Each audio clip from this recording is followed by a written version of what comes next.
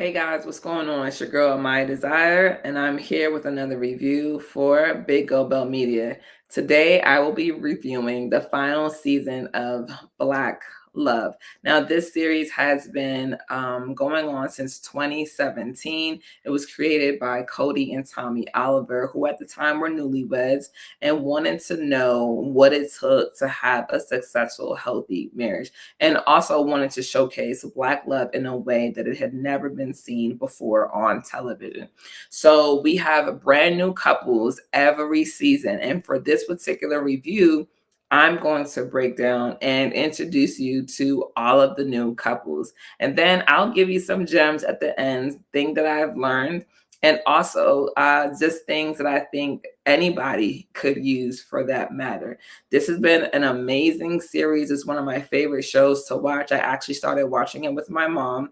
And when I started watching the show, I always took notes because currently I'm single, and I felt like it was a good way to get something to have for when I did get into or do get into a healthy relationship and marriage. So let's go. So we have Amber and Peter, which you may know or not from the New York Times article that was done on them. Now, Peter is a TV writer and one of the creators or creative of Mixed-ish, which is obviously the show breakoff show from Blackish.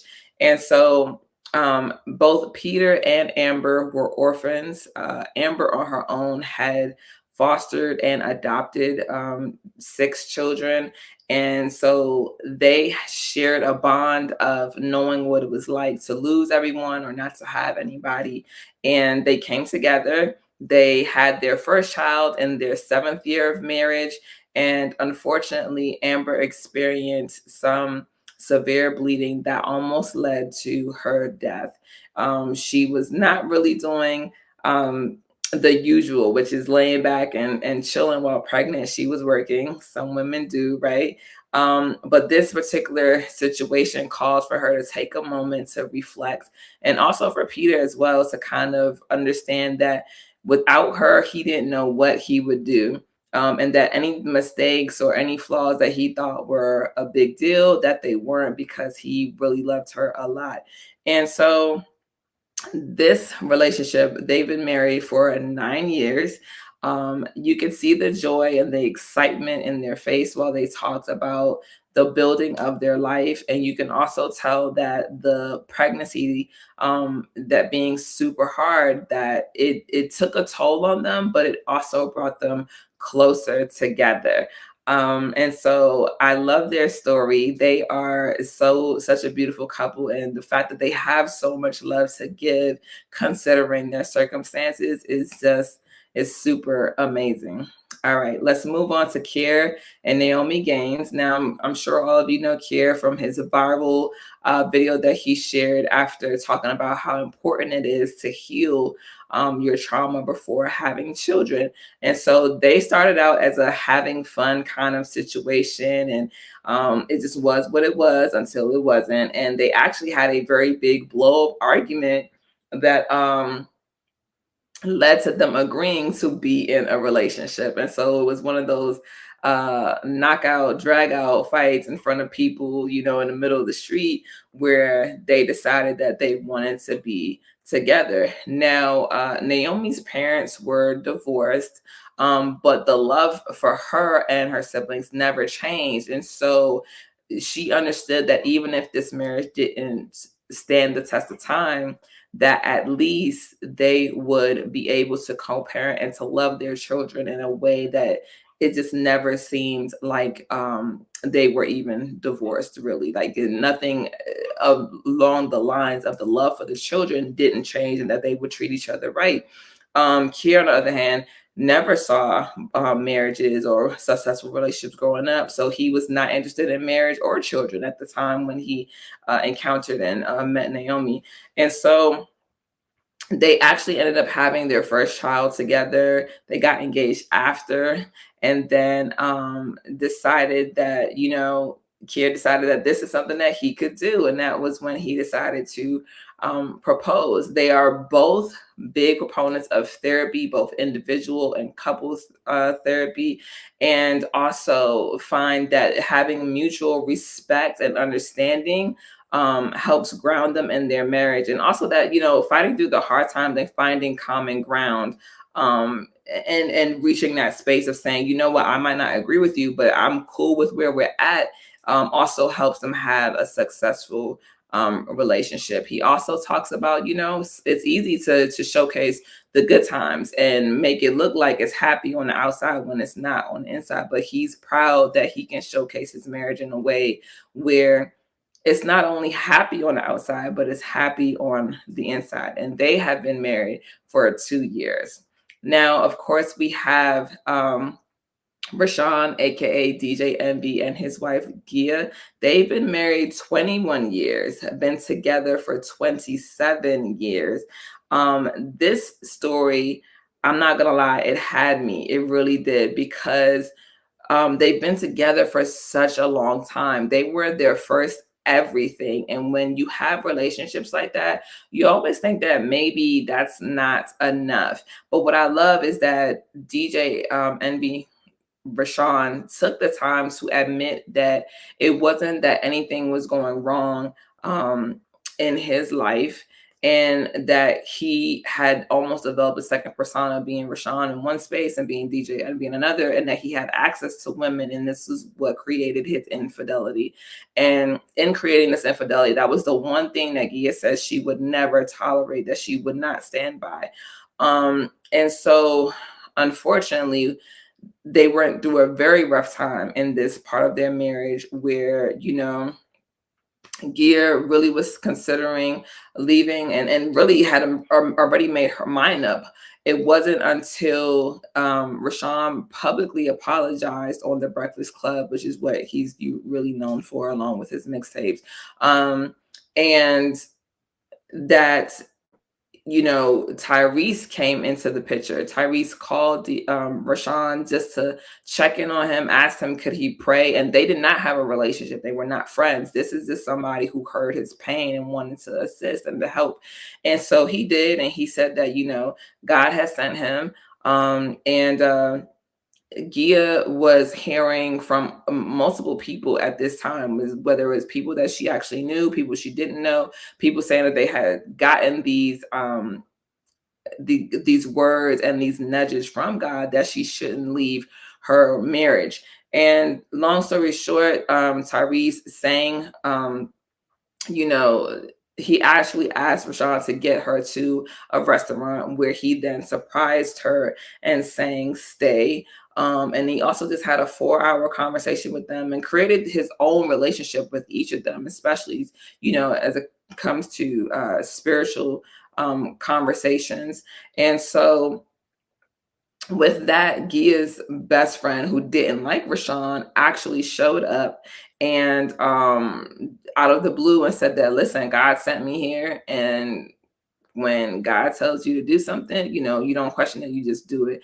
And, you know, Gia at the time was not receptive of this information. And so she actually prayed and asked God to give her her own sign that she could understand, that she knew was just for her. And that's when she had the conversation with Tyrese, and he said the exact same thing that her best friend said, which gave her chills and just solidified to her that she should stay in her marriage. And so she did forgive him, but it was a lot of work just getting through and making it past that hump. And so now they've been past that situation for the past 11 years. And I love how spiritual they both are now. And she says that she believes that the reason why they had to go through that, she had to stay in her marriage, because they both developed their own relationship with God. And that has been the blessing out of all of this. So it's just so amazing to see that you can come after an infidelity and succeed. And we've seen it plenty of times, but I don't think we've seen it in this fashion. And then obviously not because we haven't We don't know that if it's been shared or not, right? So, all right. So next up we have Adrian, who is also affectionately known as Gammy, and Rodney, and they've been married for 5 years, and their story is very interesting. They met in '83. Um, Adrian has been married 4 times, and Rodney has never been married. So it's very interesting that somebody can experience, right? I think sometimes we put an age cap on things when we don't need to. And marriage is for any and everybody at any age. And so I think that this is just an amazing story of, you can find love whenever and wherever. And so Adrian, she's talked about this on the Red Table Talk that she did struggle with addiction. And so she was married at one point, 17 and married. And then she got married again. And she got married for a third time. And that third time she was married for 20 years, but she was completely unhappy. And so when they did get together, the first go around, Adrian was still struggling with addiction, and Rodney said that he just couldn't deal with it.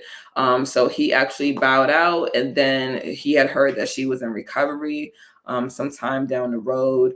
And that's when they got to, talking and catching up. And they've been married for 5 years. And one of the biggest things that I learned from them was that she had to adjust how she spoke to him. She was very accustomed to being nasty and kind of talking out of pocket previously. And so Rodney basically said, like, if this relationship is to continue, we have to adjust this. This cannot be how we do things. And she did apologize after they got into a really bad and nasty argument, which caused Rodney to say what he did. But also she understood that she had to adjust how she treated him, how she spoke to him, because it just wasn't right. Like what she was previously doing in her past, this was not, it wasn't healthy, and it had became an acceptable way of life because it was whatever, it was just what she knew. And so I think that here, what I loved about them is that you can, we have the saying that you can't teach an old dog new tricks, and I think that they're breaking the stigma with that you can actually change if you want to. It's all about whether or not you want to change. That qualifies you to change. And so I'm just glad to have this story and to be able to watch it blossom, because I think that, again, like I said, no matter what age you are, love is yours to have. So I love it. Moving on, we have Cynthia and Mike, which of course we know Cynthia from the Real Housewife of Atlanta, recently divorced. They've been married for a year, and they actually met on Steve Harvey's TV show for a dating segment. Go figure. I mean, I had no idea about it, and I'm probably do a poor job at my social media uptake, I guess, but I thought that was really cool. And so they've been married for about a year now, and they decided to take it slow. One of the things that stood out to me was that Mike was in the process of writing a book, and in him writing his book, he started to understand his past trauma, and he is very much so saying that even though something happened to you, or that you encounter something 30 years ago that was traumatic to you, if you don't actually heal from it, it will hinder how you move into your present. He said that he had loved women before prior to meeting Cynthia, but he had never been in love. And the reason was that because when he did express being in love with a young lady, her reaction caused him to shut down. And so I think a lot of times we don't realize that when people react to us a certain way, despite what we are aware of at the time, piece of us reacts in a way that says, no, we can't do this again because this was the reaction that we got. And so I really love that he shared that, especially as a Black man, that that was what his trauma was and why he could not have the healthy, loving relationship, marriage that he wanted. And now he is in a space to do that. And they took it slow. They really enjoyed just getting to know one another and to ask different questions. And that was an amazing feat. So Love that. All right. And of course, one of my favorites, and I'm because I'm from New York, so they're definitely gonna be one of my favorites. Remy Ma, Papoose, who've been married for 14 years. Of course, we know both of them are artists in the hip hop world, right? So nothing surprising here. They have been friends for a really, really long time, and just friends. They would meet up every now and then to watch movies at a hotel room because she was in Long Island, and he was in Jersey. So they would meet in the middle ground and grab a hotel room, watch movies, chill out, and hang. And it wasn't until some months later that, as Papoose likes to say, that he got a little bit more than just a friendly, invite, so to speak. But as we all know, unfortunately, Remy ended up having to go to prison. One of their biggest things was that he said that he would marry her when she was starting to stress and get worried about what sentence she would get. And she felt like he was only saying that because it was a possibility that she was going to jail, when he was actually just saying, I'm showing you and proving to you that I'm going to be around, that I'm going to be here, that I'm not going anywhere. And what Papoose said was that he knows that men unfortunately have a bad rep of not staying true to their word, not being committed, not showing up. And so he wanted to do the opposite of that. And that's what he wanted to give her. And that's what he is giving her. It's just that it took her a little bit of time to actually receive that from him. Remy didn't have very many examples of marriage around her. However, Papoose, his parents are still married, and he actually was so excited about marriage that he wanted to wear a white suit like his dad did when he got married. And so you can tell that there's such excitement within them. And the thing is that Remy had been locked up for 7 years, 7 whole years. And what Papoose mentioned was that they've had to communicate. That is the only way that their marriage has survived. And communication is so huge, but to only be able to communicate. They had this thing where she was when she was incarcerated, that whenever she was talking, he wouldn't be allowed to interrupt, and vice versa. And that puts you in a space of listening to understand and not just listening to respond. And I think a lot of us have a problem with that because we're so focused on responding instead of actually listening to our partner. And so they have just been giving it their all. And their biggest hurdle outside of Remy being in jail was that when she came home, she was in complete shock that Papoose would leave cereal bowls in the bathroom, because she had been living by herself, or with her son rather, and then incarcerated by herself. So now she's home living with him, and it's just a complete shock. Like most of us who are loners, so to speak, living with somebody, sharing your space with somebody is, yeah, it's a lot. But I love them. They're super dope. It's awesome. Moving on, we have Asia and Kel. Kel, of course, from Keenan and Kel. They've been married for 10 years. They built a strong, steady friendship first. She made him wait 3 months for a kiss. And she really wanted to make sure they built a foundation before they did anything. Of course, Kel had been married previously before, and he was like, I'm not getting married again because that's out of the question. But, he had this friend, and he had a deep friendship that gave him puppy love, and like that first kind of love you have when you're a kid. That's how he described it. And then after their first date, he wrote her a song. Like, he wrote her a song, and it was called More Than a Friend. And if you watch the episode, he's super excited singing this song even years later. They actually decided both to wait 3 years to have sex. She said that she wanted to make sure that he was around for the long haul, not just because the sex was good.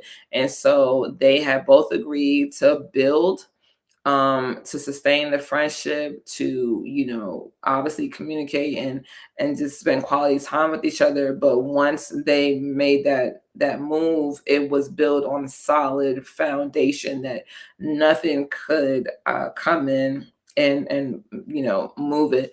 And so I think that speaks to for some people, that friendship foundation is very, very important. And I think that however that looks to you, you should absolutely, do that. I love how dedicated they were and committed, because I think that shows what you will be dedicated and committed to in the future. And so kudos to them for the 3-year wait, and kudos to anybody who's waiting before marriage. I think that that's really, really super, super dope. We have Jeanette and Robert. They are the couple that went viral for the news anchor reels and videos that they make. Super, super cute. They've been together for 5 years. They actually started off as coworkers, then they became friends, and of course they became more than friends. They share a few moments, one of which is where they go to IHOP and Robert can't pay the bill. And so, of course, at that time, Jeanette could have decided, like, nah, I'm out of here, but she didn't. And so that's one of their stepping stones. And of course, then it was that they both applied for the same job, and Jeanette got it. So that she ended up having to move. And they spent 4 years of their marriage long distance, which took a really hard toll on the relationship, because I can't even imagine 4 years long distance, having to see your person kind of passing and going. They expressed that it was really hard, of course, because when they would see each other, sometimes one would be exhausted and one would be headed to work, and so they missed a lot of time with each other, and they realized that it was time to make a change. And so they are back in the same space with one another. They're super goofy. They love to laugh with each other, which I think is amazing, because it's a very, very big part of having a solid relationship. Funny enough, Robert decided to propose in a way where I guess at the restaurant they went to, the waitress came back and said that his card was declined again. And he asked her, did he remember when this happened at IHOP? And she was already irritated, like, yeah, but then he got down on one knee and proposed. And so I thought that was really cute, because it shows that, sometimes things are going to happen. It doesn't mean it's the end all be all. Little things that we like to get riled up about, and we kind of hold over people's heads, we could be missing out on our blessing just simply because we're too hasty. So I think in particular for their relationship is that they are patient with one another, and patience is very, very important. Okay, so moving on, we have Elimi and Dine. I'm pretty sure I'm saying her name wrong. But of course, Elimi has been recently seen on Queen of the South. And so he was actually a cameraman when they met. They've been married for 20 years. He was a cameraman and she was a subject. He just came in kind of on some chill time, not even trying to do nothing extra. She had a boyfriend at the time when they had met, but it was weird because, they were out one day and she did something with her hair, and he was like, oh yeah, I don't know about her boyfriend, but I'm about to make this my girl. And so they definitely had some hiccups when Donnie gave him a breakdown of of how she wanted and when she wanted to get married, and how many kids she wanted, and when she was going to have kids, and what needed to happen and when it needs to happen. And it sounds like an Excel spreadsheet, but he was just saying, oh, so you want me to do all of this? This is this is what you want. And so it was interesting because she had kind of had this vision for her life, whereas he was kind of going with the flow, but he knew that at some point he really wanted to be with her, that he wanted to marry her, because she made him want to be a better man. Like, he wanted to be a better version of himself because he was with her. And that's how he knew that he wanted to marry her. Now, one of the biggest hurdles that they have encountered as a couple is that they have a son who's trans, and going through the transition from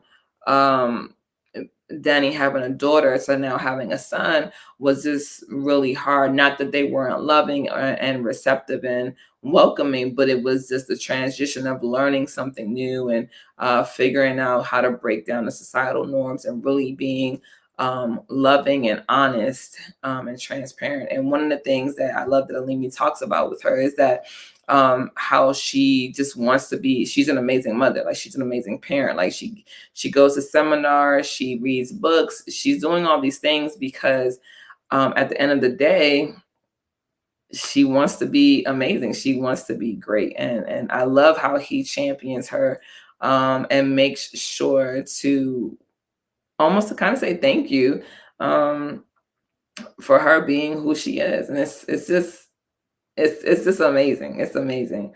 Um, Next up, we have Shahidah and JB Smooth. Of course, we know JB Smooth is one of our favorite comedians. They've been married for 15 years, and Shahidah wasn't even checking for nobody. Not even just JB Smooth, but nobody. She wasn't in a space to even date when they ran into each other in a restaurant. And JB, on the other hand, is persistent, but he's smooth with it. And so they definitely had a few hurdles when it came to understanding the dynamic of a relationship. JB was so accustomed to making decisions and doing everything that because he lost his dad at a young age, that he would kind of do the same thing in a relationship or in the relationship with Shahida. He basically would just make choices and then just kind of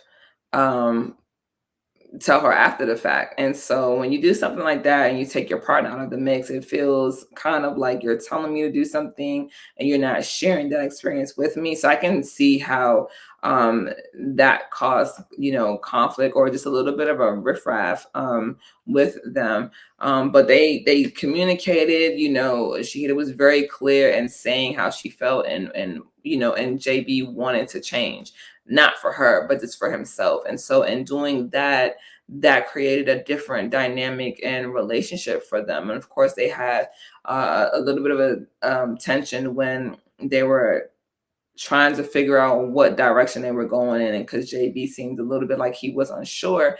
And Shahida was very much like, hey, listen, like, this is what I want, this is where I'm going, what are you doing?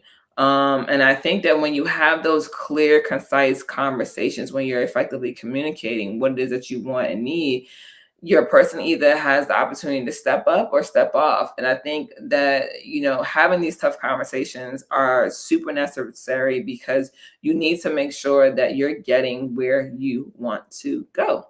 And you don't have to be mean or nasty about it, but saying what you need and what you want is definitely super important.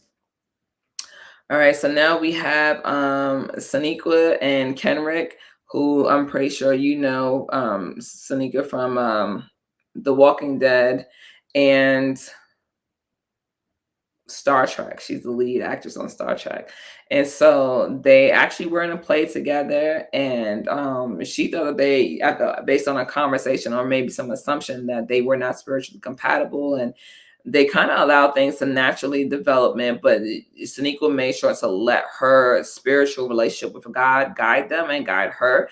And so, she said that she heard that God say that it was just time to be friends right now, like just be friends. And so they would spend birthdays together, but then after that, they wouldn't see each other for a while.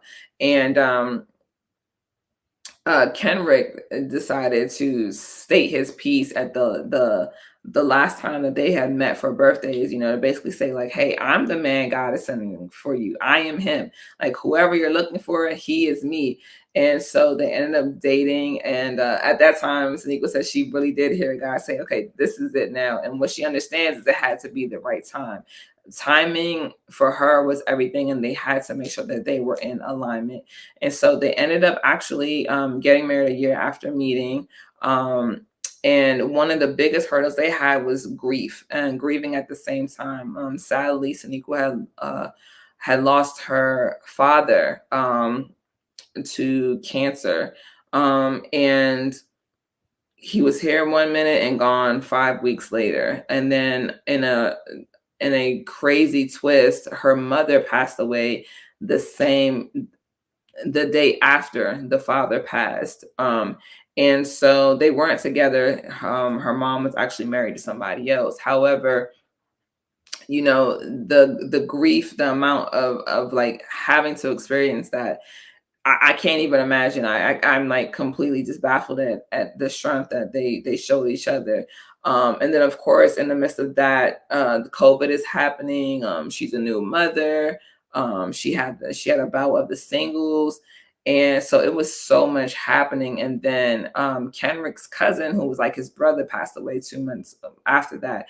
And so they had to support each other. But what Sonequa had mentioned was that she just also remembered she didn't have anything to give. And I think having a conversation and saying that allows you to be in a different kind of space with your partner so that you can kind of lean in on each other. And she mentioned that grief really opens you up, and it leads to a metamorphosis. And they were both going through a metamorphosis at the same exact time. Kenrick, of course, says that, you're reminded that life is short and you have to take advantage of the now. One thing Sonequa did mention was that Kenrick kind of shut down when it came to his feelings because he was being considerate of her. He didn't want to overwhelm her and add anything onto her plate, anything extra. And she made it clear that if you don't share your feelings with me or express yourself, then it will crush us. And I think sometimes we have to be mindful to just go through our fields, and it's not easy, but it's necessary to do so. Um, so I love their story, especially when it comes to grief. I think we all need to understand how to be in love and grief at the same time, and lean in on each other without overextending ourselves. So up next we have Jared and Melanie. They met at a writing camp. Melanie is a singer, and this is a very interesting story because um, when they met, she knew that Jared wasn't ready. And they had been spending time with each other, getting to know each other. And one thing Melanie said was that she broke up with him in love. She basically told him, like, look, hey, do whatever it is that you need to do, but you don't get to call me. We don't get to be friends. We don't get to do any of this because this is not what I want. It's not what I'm looking for. And she broke up with him in love. Like, she broke up. It wasn't a nasty breakup. It wasn't a mean breakup or a negative. There wasn't something that had happened. It was just that it wasn't working right now, and he needed some time and some space. And so he actually came back 6 months later and came back stronger. And they went on a date, and she asked him, or he asked her to move to Florida, and or to come to Florida at least. And so she was like, no, I'm not doing that. And so he was like, all right, well, I'm coming back. So he ended up coming to LA. They ended up going out on a date and really talking. And she realized that he was really like showing up. He was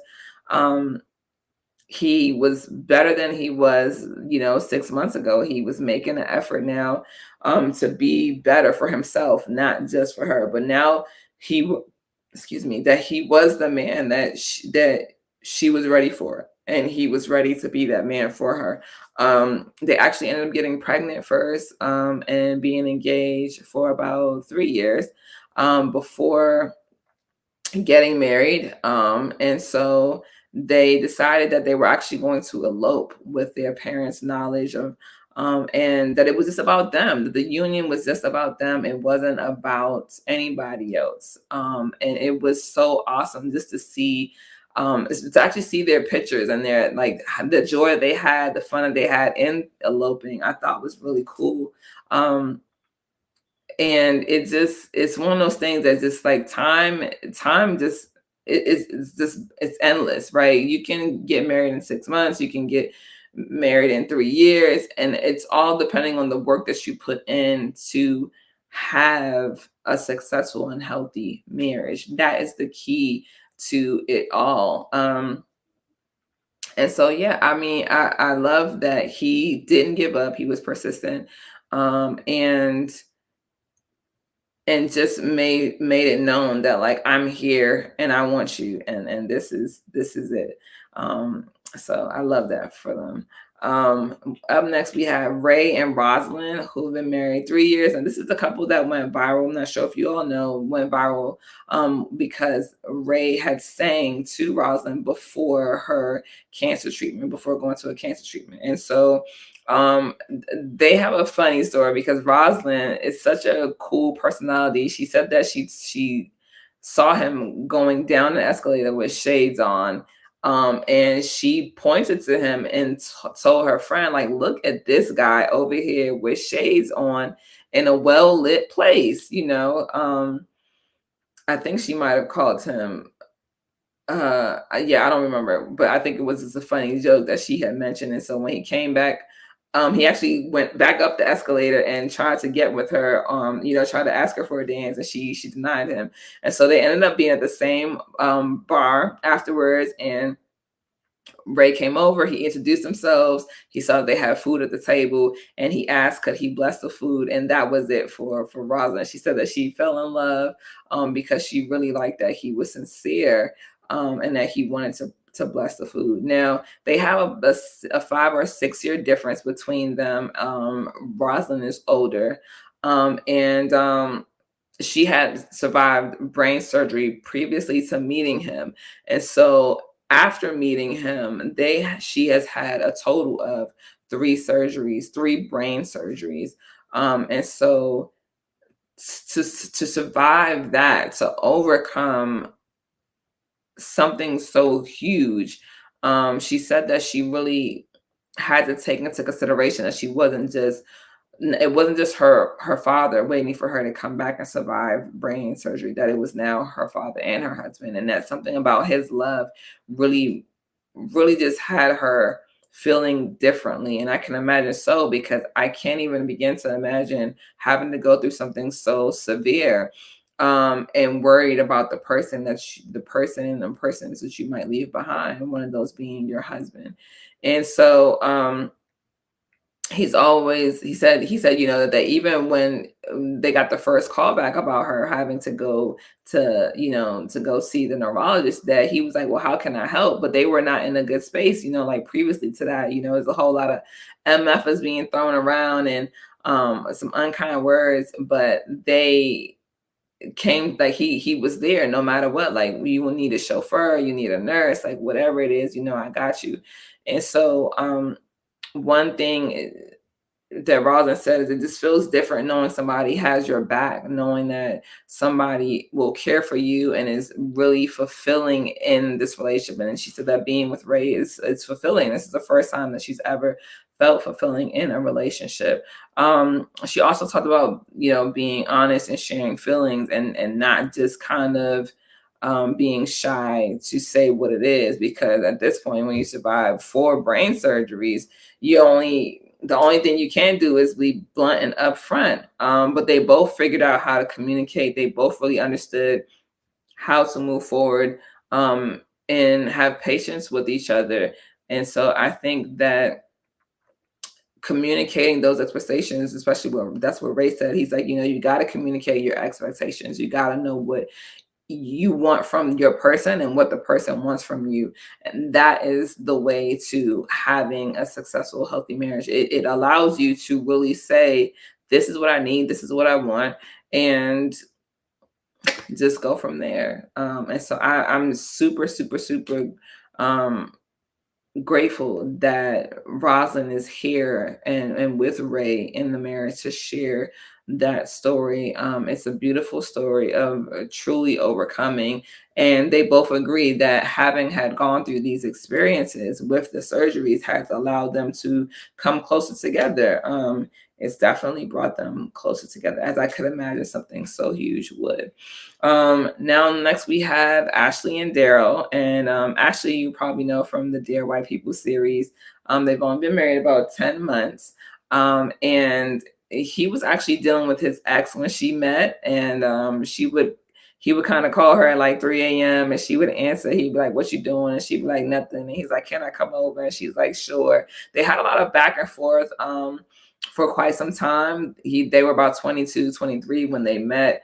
And he basically told her, like, "Hey, like, I'm not ready, but if somebody wants is going to treat you better than me, then by all means go where that person is, and I know hard feelings if you're here when I'm done doing my shit, then cool." And so I love that Ashley says that when she got to a space, about 25-ish, she was like, things were changing. She was changing, and he was now harmful to her, as far as not giving her what it was that she wanted. And she decided that they would just kind of take some time. And so they would still talk throughout the entire time, like of the back and forth or the off and on. And one time he asked her, could he go with her to her best friend's wedding? And she was like, "No, you can't do that, because one, her parents are going to be there. And two, it's her best friend's wedding. Like, no." But she just decided that if he could find his way there, then they could talk.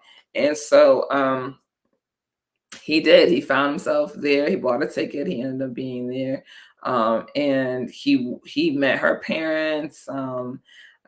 And then from there, it was just up. They were, getting serious. They were really, really he was taking those needed steps to prove and to be the man that he wanted her to be. And so then eventually they get together and they're out for a walk. He says he describes that they were out for a walk with the dog, and he said it was just a perfect day. The clouds were out, or parted. The sun was shining, and he was just like, "This is my family." And it was at that moment he realized that he wanted to marry her. And so they've been married for 10 months. And the way that they talk about each other is so awesome, because he's like, "This is lit. It's been lit. I'm so glad I'm married. I'm so glad it's her." And even when he tries to describe it, he says, "I'm not even doing it justice, because, you know, listen, this is such an amazing marriage. It really has just been up since we can remember." And so I love that they're excited, and that they are young, and showing that it can be done at any kind of age, actually. And so that's really, really, really dope. And then of course we have Mylan and Lindsay, who've been married 7 years. They basically were just homies. And at one point, things just kind of changed. They realized that they were growing feelings for each other. They stopped at a flea market actually on the way home and bought some silver rings. And Mylan stated that she said, "We're gonna be married." And that was that. Now, Mylin has a 5-year-old, and so her son, they're better at they're co-parenting. Well, Mylin and the father of the son have strong co-parenting skills now, but before it wasn't like that, of course.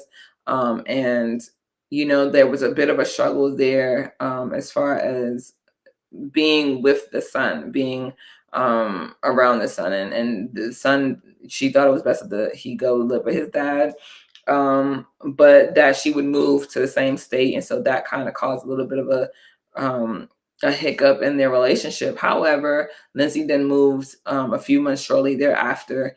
And then Marlene decided that she was going to now talk to her son and tell her that she was in a relationship.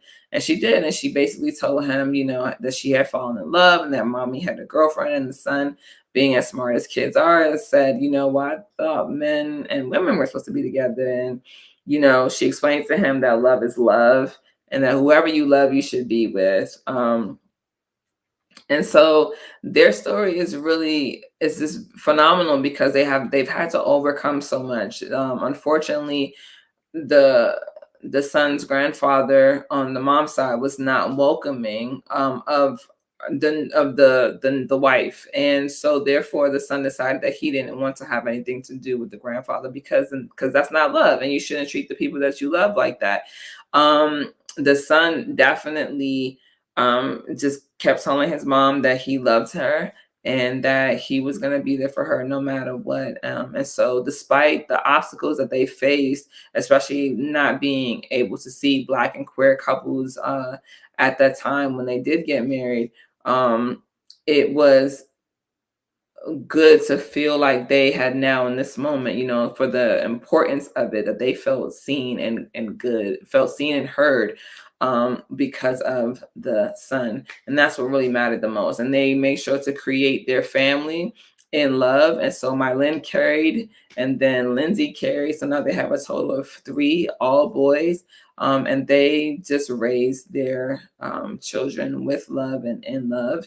And I love to see it. I think that it's sad that the queer community has to go through so many hoops just to have certain things that should just be given to humans, period. But I'm glad to see that it is changing, and that you absolutely should be able to marry who you want to marry and love who you want to love without things happening to you. So really excited about that. Eric Bellinger, which is of course him as one of the R&B, the talented R&B Eric Bellinger, and Lamaya, his wife. They've been married for 7 years. They actually were expecting their first kid when they were dating, or they were dating and expecting their first kid before they even had gotten married. And Eric actually had, his parents were married up until the time that he graduated and went off to school, which is what a lot of parents do, unfortunately, is they wait until the kids are gone to then say, we're getting a divorce. We were unhappy. We didn't want to kind of ruin it for you all. And Eric, seeing that, understood that that's not what he wanted. And it made him want to have a successful marriage even more. And so, he wanted to make sure that he exceeded, not just having a good marriage, but a great marriage, a healthy marriage.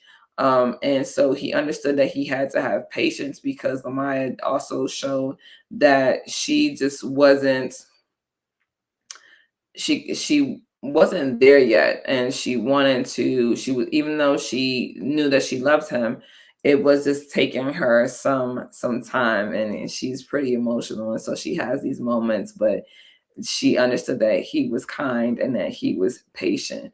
One thing that they did mention was creating your own rules and creating things that work for you, how it functions and it works for you. Do what's best for you, which people say all the time, but other people still try to put what works for them on other people. Like, you don't need to sell me on something that I know isn't going to work for me. You do it, and I'm happy for you that it works. Like, it's really just that simple. And I think one thing that I did love that Eric said was, sometimes you lose seeing your person's value when the pressure is building. And they referenced that because Eric was away doing work and Lamaya was home taking care of the children. And so when it was his turn to now for the roles to kind of switch, they understood that there was so much, like, between the two of them, there was so much, I want to say, with so much happening, right? Just what I mean by that is that sometimes you don't understand the pressure that's happening because you're not in the role. And so when they switch roles, he then understood, like, wow, like, okay, this is a lot, but I got this because I had a good example referring to her and having seen how she did it. He understood that, like, all right, I got this, like, I can do this. And so it's just support, seeing them support each other like that and lean on each other like that was just really, really beautiful. And I think that we have to give ourselves that type of credit, or not even credit, but opportunity to really be there in support of each other in different ways. And then we have, last but not least, Cody and Tommy Oliver, who are our creators of the show. And they probably they're the fastest timeline on this series, I believe, which was they were or this season 6, which was they met and got engaged in 6 months, and then 11 months after that they were married. They have 3 kids now, and they really just wanted to create this series to help them build their own successful marriage. Now, one thing is that Cody did semi like hit on Tommy because she told him that if he had wanted to chat about um if you had wanted to, well, actually Cody at the time was working for Canon, and she saw Tommy, so she actually introduced herself. She gave him a card and told him if he wanted to chat to let her know. And then she kind of read up on him and she figured out who he was. And then they kind of ran into each other again because this is at the Toronto Film Festival. And then they actually ran into each other, and she asked him when he was leaving the festival, and he wasn't leaving until Saturday, and she wasn't leaving until Wednesday. And so she said to him, hey, well, I don't we're not really doing any work on Saturday, and on Wednesday, and we don't leave till Wednesday evening. And he asked her, are you hitting on me? And of course she said, which is kind of like what most women do. But then somebody came and grabbed Tommy for something, and he was like, don't move, I'll be right back, don't move. And she moved, of course, after he left, and they found each other again. And they ended up talking until 2 a.m. one night, 5 a.m. another night. And when you get to have those long, in-depth conversations with people, you really get to understand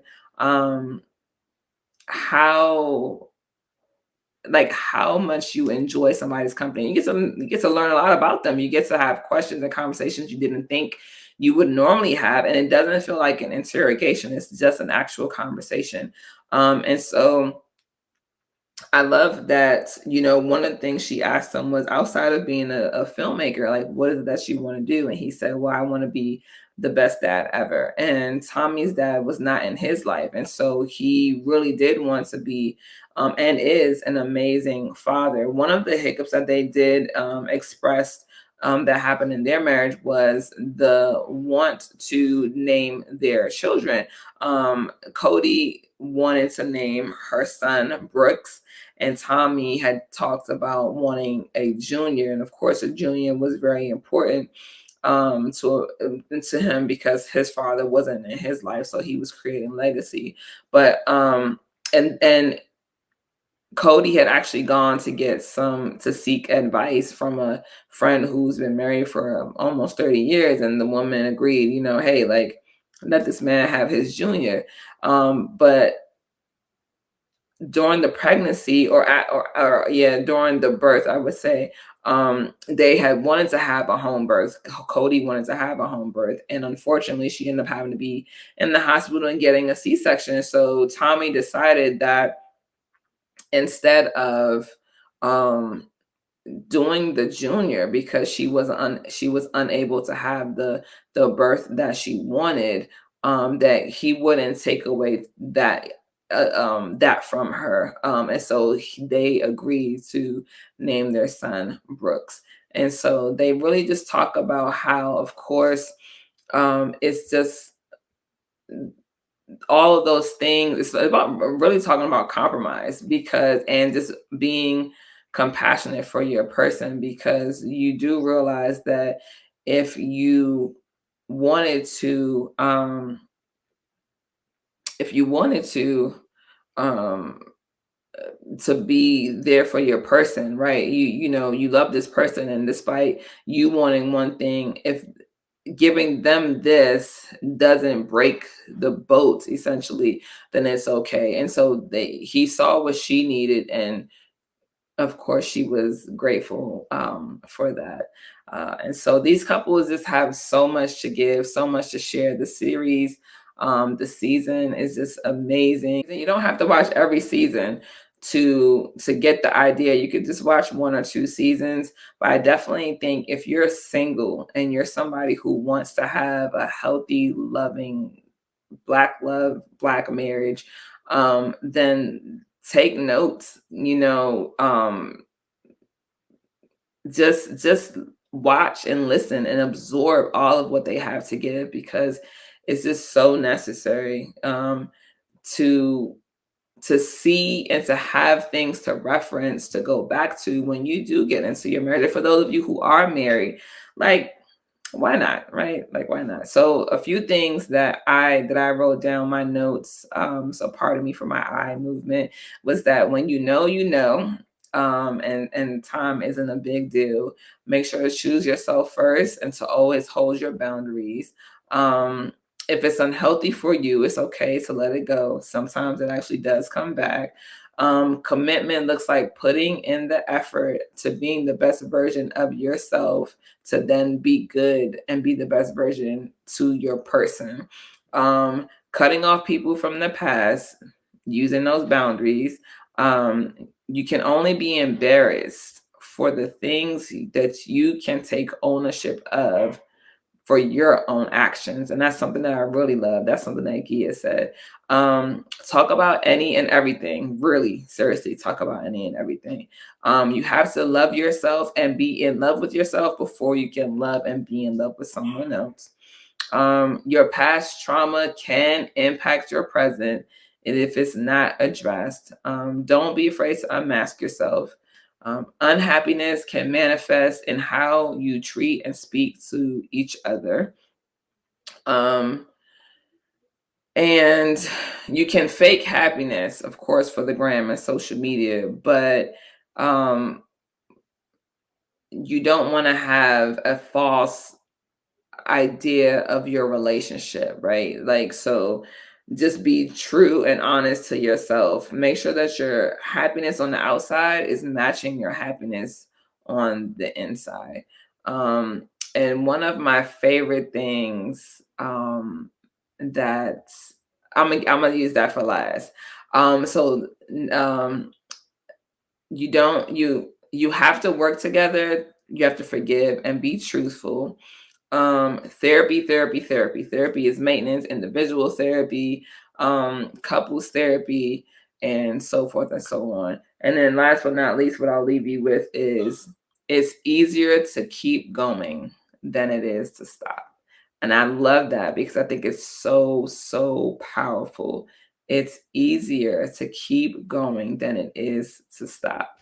So I'm super excited that this show was created so that we can see that we are worthy of love, that we're worthy of a healthy love, that we can have a successful marriage, that we can overcome certain things in marriages, that marriage is absolutely attainable for us, that we can thrive and love the way we see others do. And this is just for us. This is for us, and I absolutely love it. So, thank you so much for sticking with me through this review. I truly appreciate you. I'm sad to see this show go, but it will be housed on the Black Love app. So if you don't have it, download it. If you have OWN, you can still see some of the episodes, I believe up to like season 4, on OWN. Check out the Black Love website. They do have other events that will be happening, other shows, podcasts, and things of that nature that will continue this conversation. So it doesn't just stop here at the TV show. All right. So make sure to tune in, and spread love and joy and happiness. And hopefully, in a few years, y'all gonna see me with my own Black Love. Until next time, y'all, I'll see you. Peace.